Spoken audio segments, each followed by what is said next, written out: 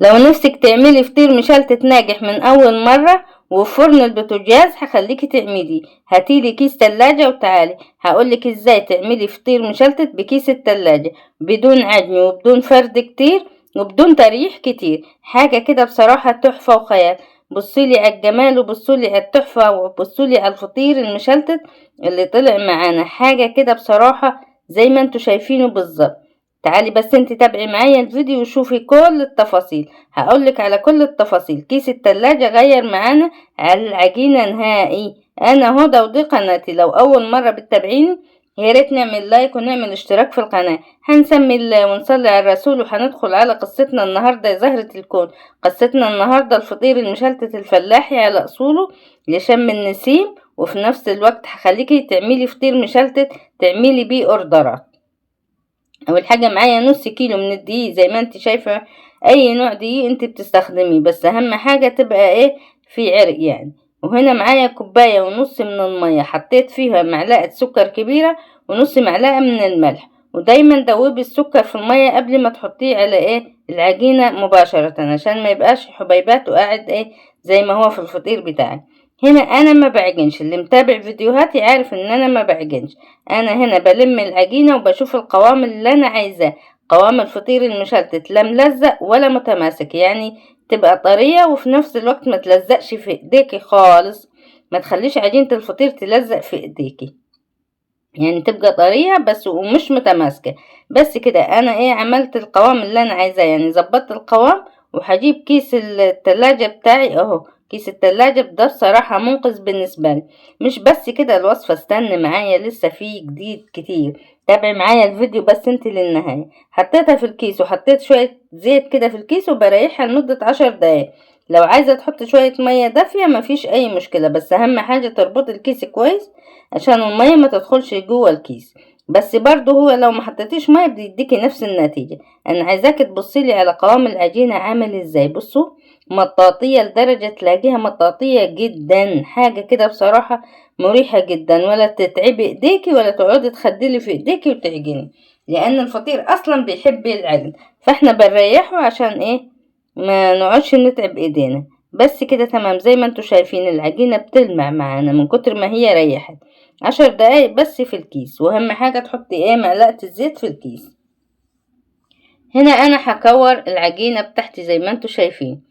انا غطيتها ومشيت عشان الباب كان بيرن بصراحة، فروحت فتحت الباب وجيت قلت اغطيها بدل ما تنشف مني. بس كده هعملها 6 كور زي ما انتوا شايفين كده قدامكم. ممكن يبقوا 5 كور، ممكن يبقوا 4 كور، على حسب ما انت عايزة الفطيرة شكلها ازاي. انا هقولك على الطريقة دي وبصراحة مش هتندمي لو عملتيها. طريقة سهلة وبسيطة وفي نفس الوقت بتديك الطعم الاصلي للفطير المشلتت. هعمل نص الكيلو 6 كور او 5. لو هتعمليها فطيرة واحدة، لو هتعملي فطيرتين يبقى 3 و3. هتعملي 3 فطاير يبقى كل فطيرتين فطيرة. لو عملتيه صغير يعني على حسب ما انت عايزة الفطيرة. ممكن تعمليهم 6 فطاير، كل كورة هتعمليها فطيرة لوحدها. المهم انه كنت ايه توصلي لنفس النتيجة. هنا بجيب صينية وحطيت عليها برضو زيت زي ما انتوا شايفين، وغلفي الكور معاكي بالزيت. هاتي حتة زبدة كده ايه صغننة وحطيها على كل واحدة. حسبت لكم هنا ان الزبدة ما ساحتش لما انا حطيت المية. هنا هاتيلي كيس التلاجة بقى المنقذ بتاعنا، وهاتي مية دافية، يعني مية سخنية بس تكون دافية، مش تبقى سخنة. لو بقت سخنة خالص هتسيح معاك الزبدة وهتلكم معاك العجين. لا، انا عايزة المية تكون يا دوب يعني كده مثلا ايه سخناها ودافية، يعني تحطي فيها ايدك كده مستحملها وبس، وحطيها لي وسط الكرات دي. ايه الاستفادة من هذا يا زهرة الكون؟ اني هتطري لك العجينة، يعني الكيس بصوا لامس العجينة ازاي، هيطري معانا العجينة وهيخليها تتفرد معاكي بسرعة. وما تقعديش تريحي معاها كتير، يعني سيبيها ساعة، لا بالكتير 10 دقايق وشيلي الكيس وهتلاقي العجينة ريحت معاكي. طريقة سهلة وعبقرية وجديدة. يعني الكيس ده حطيه وسط العجينة، بس حاولي وسعي الصينية شوية وحطي الكيس بتاعك زي ما انت شفتيها كده بالظبط. هنا هنحط ايه حتة الزبدة زي ما انتوا شايفينها، وانا وريتها لكم ان هي ما ساحتش، بس هي كانت طالعة من التلاجة، بس يعني عشان المية دافية شوية يا دوب هي فكت معانا. بنحطها كده على العجينة بس كده، وبنفرد زي ما انت شايفة يا زهرة الكل. هاتيلي كورة كورة وافرديها زي ما انت شايفة، بتبقى سريعة وسهلة. انا هنا اختصرت لكم التريح، بدل ما انت تسيبيها ساعة لا، يعني بالكتير ربع ساعة وعلى طول اشتغلي فيها. هي دي فايدة كيس التلاجة. بصراحة الطريقة سهلة وبسيطة خالص، وبتطلع معانا طعم الفطيرة تحفة. معاكي مادة دهنية كوباية، اي نوع مادة دهنية.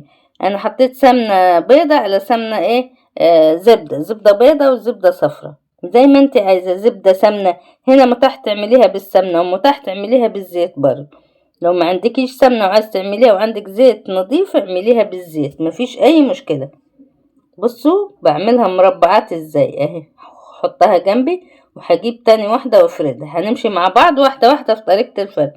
هوريك ان الكورة يعني الفطيرة بتجري جرية معاك. بصوا اهي، شايفين؟ اهم حاجة الاحرف، دوسي على الاحرف وملكيش دعوة بالنص. النص كده كده هيتفرد معاكي. بصي اهو لوحدها بتجري جرية كده تحسيها، وما بتاخدش مادة دهنية كتير منيكي. حطي معلقتين 3 ووزعيهم على كل الفطيرة بتاعتك، شايفة؟ بس كده.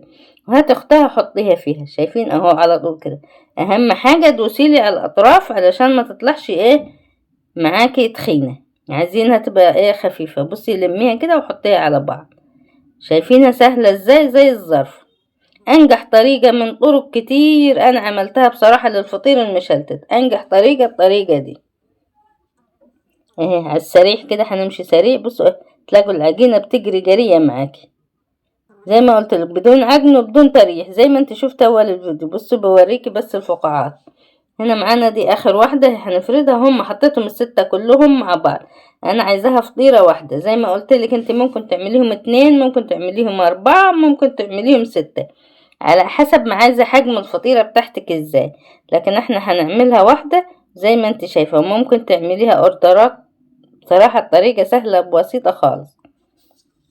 حط شوية السمنة او الزبدة المتاح عندك، طبعا ده على حسب بتاعك انت. شايفين؟ بصوا شايفينها بتطبل من كتر ما هي اللهم صل على النبي. الله اكبر، صلوا على النبي، صلوا على النبي في الكومنتات وسموا الله كده، وهتطلع معاكم الحاجة زي الفل. اهم حاجة تصلوا على النبي وتسموا الله. اهم حاجة زي ما قلتلك الاطراف. بس كده خلصت معانا الفطيرة. انا مخدتش فيها وقت خالص ولا ريحت كتير ولا اي حاجة. لو عايزين تتغدوا وتتعشوا هتعمليها بسرعة الصاروخ. بس كده حطيها في الصينية وبس. شايفين؟ طبلة زي الطبلة. بس هنا هنريحها برضو 10 دقايق بس، اكتر من كده لا. في اثناء ما انت بتريحيها شغلي الفرن. لازم هنا الفرن، وفرن البوتاجاز انا خبزتها. ريحيها اهم حاجة طبعا هنا عشان تتفرد معاكي. ومش شرط تعمليها كرة وتلفيها وتقعدي تلمي فيها كتير وتبقى من تحت معاكي معجنة، لا. زي ما هي حطيها انت الصينية كده كده مدورة، مجرد ما هتفرديها هي هتتدور معاكي. لو طبعا عاملة اصغر تبقى صينية اصغر. مقاس الصينية دي 40، بتشيل معانا نص كيلو من الدقيق زي ما انتوا شايفينها في البوتاجاز. بصوا انا محبيتش احرمكم من اللقطة دي.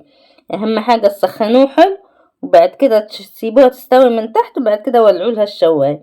لو حمرت في النص حطوا لها ورقة ولفوا الصينية عشان تتحمر من الاحرف بتاعتها زي ما انتوا شايفين من الجوانب. بصراحة الطريقة سهلة وبسيطة، وبالنسبة لي انا انجح طريقة هي الطريقة دي، عشان ما عندناش مساحات كبير نفرد عليها الفطيرة مثلا مرة واحدة.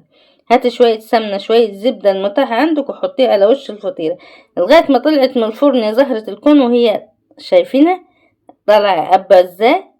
هنا انا هسيبها اريحها كده نص ساعة، وبعد كده اوريها لكم ان شاء الله. شايفين التحفة والجمال؟ شايفين كيس التلاجة عمل معانا ظبط معانا العجينة، وفي نفس الوقت ما خلاناش نريح العجينة لمدة ساعة. هنا رجعت لكم بعد نص ساعة. بصولي على الجمال وبصولي على التحفة. بتطلع من الفرن اصلا طرية بس بتبقى سخنة، ما الواحد ما بيقدرش يلمسها. زي ما انتوا شايفينها. بصوا واخدة لون ازاي من تحت. اهم حاجة تاخد لون من تحت، وبعد كده اطفي وولعي الشواية. عندك تحت وفوق شغلي تحت وفوق مفيش اي مشكلة. واهم حاجة الفرن يبقى سخن معاكي. يعني دايما فرن البوتاجاز سخنيه جامد كده عشان يطلع معاكي الفطيرة وتقب. مجرد ما تحطيها لازم الفطيرة تقب. لو الفطيرة ما قبتش معاكي بعد دقيقة بالظبط اعتبري الفطير بتاعك فاشل. بصولي على الجمال وبصولي على التوريقة وبصولي على الفطير، شايفين؟ بصولي. اهم حاجة طبعا التسوية الصح للفطير علشان تعرفي تعمليه.